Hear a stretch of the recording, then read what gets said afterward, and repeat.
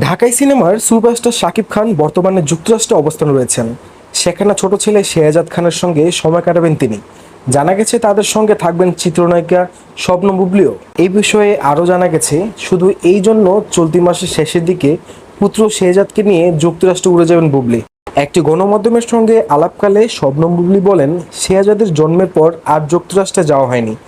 শেহজাদের জন্ম যেহেতু যুক্তরাষ্ট্রে, তাই ওর কাগজপত্র হালনাগাদ করার কিছু ইস্যু রয়েছে, এগুলো সেরে নিতে চাই, তাই যুক্তরাষ্ট্রে যাওয়া খুবই প্রয়োজন।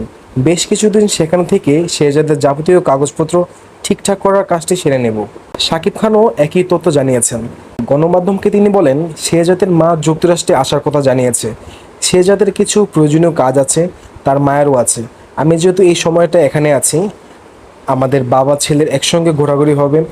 কাজের ব্যস্ততায় তো সেভাবে সন্তানদের সময় দিতে পারি না, তাই চেষ্টা করব শেহজাদকে সুন্দর স্মৃতি উপহার দেওয়ার জন্য।